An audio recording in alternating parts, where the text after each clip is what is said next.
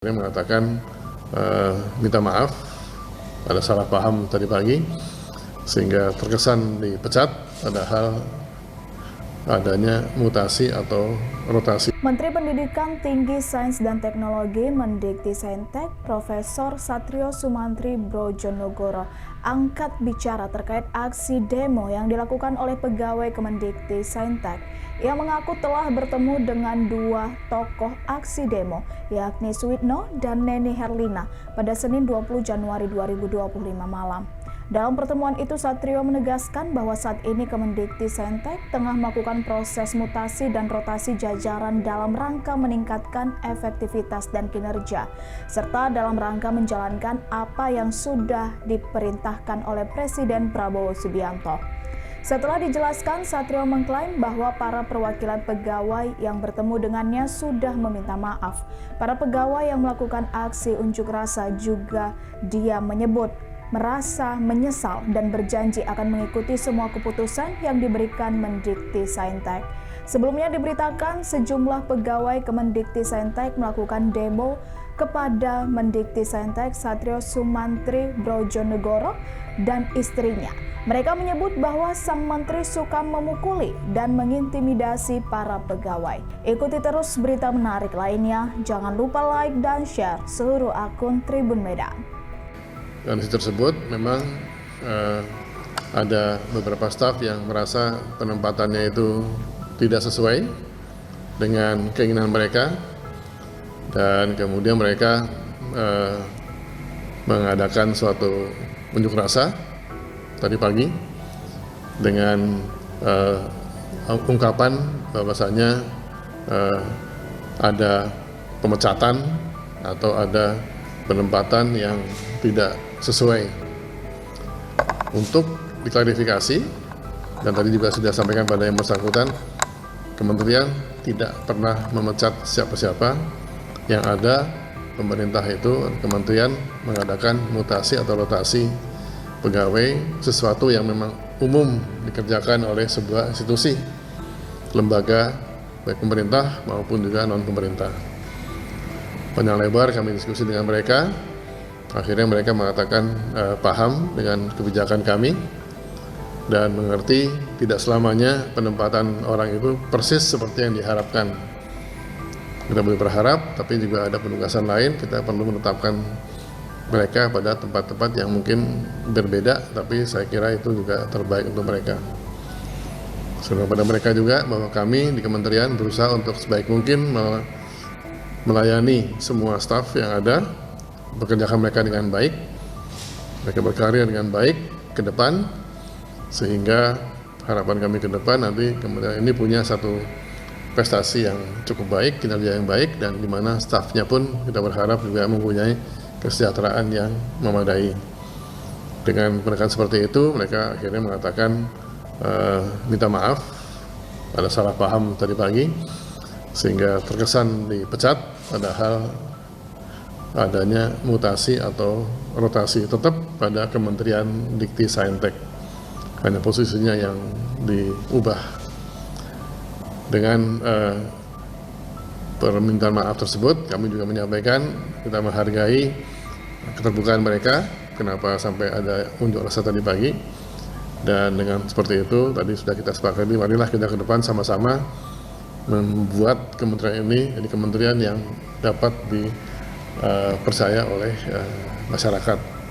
Jadi itu yang kita sepakati, tadi selesai sepakat jam 21.00, dan untuk itulah saya malam ini memberikan satu pernyataan melewat media televisi. Terima kasih.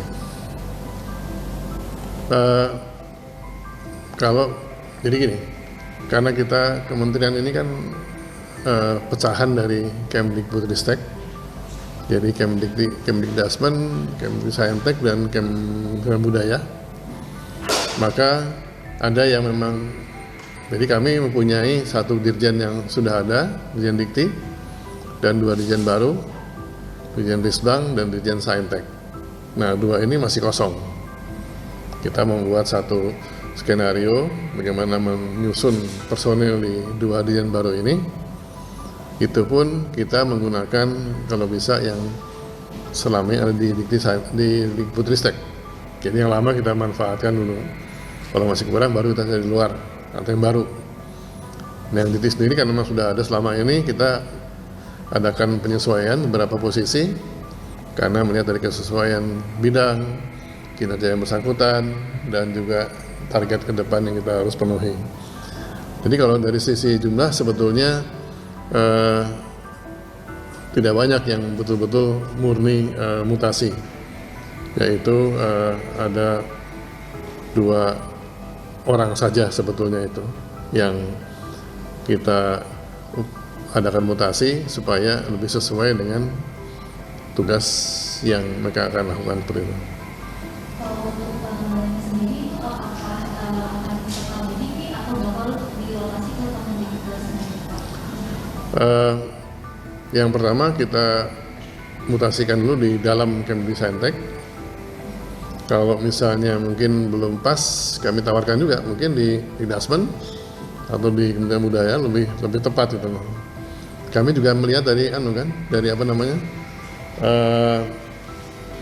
passion yang bersangkutan itu cocoknya di mana, kan orang beda-beda, nggak semua sama itu kan keahliannya. Kita ingin sesuai mungkin supaya maksimal gitu. Kadang-kadang yang bersangkutan merasa saya maunya di sana gitu loh. Bisa katakan enggak, ini lebih pas di sini gitu loh. Nah, jadi ya dinamika seperti itu. Yang paling banyak sekali beredar di media sosial tentang voice note itu, mungkin apakah Bapak bisa memberikan klarifikasi tentang itu Pak? Penyampaian pandangannya Pak? Maaf tadi.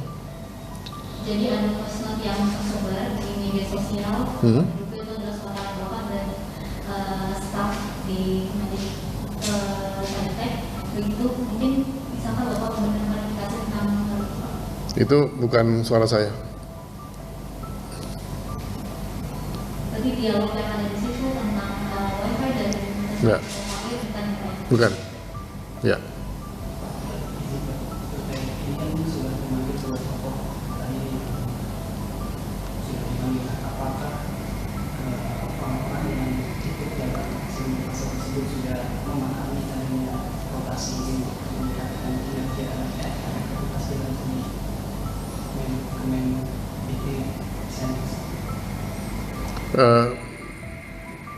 Mereka sebetulnya paham ya mutasi dan rotasi tersebut, kan di mana-mana kan terjadi. Kalau Anda lihat mungkin TNI lebih lagi aktif dia mutasi, kan putar terus kan supaya makin maju. Nah, jadi kadang-kadang di mutasi rotasi ini yang terjadi ada yang posisi orang itu merasa nggak cocok, ingin di tempat lain. Nah, ini yang kita juga lihat dulu bakatnya di mana, terus yang cocoknya kita tempatkan supaya maksimal dalam bekerja itu.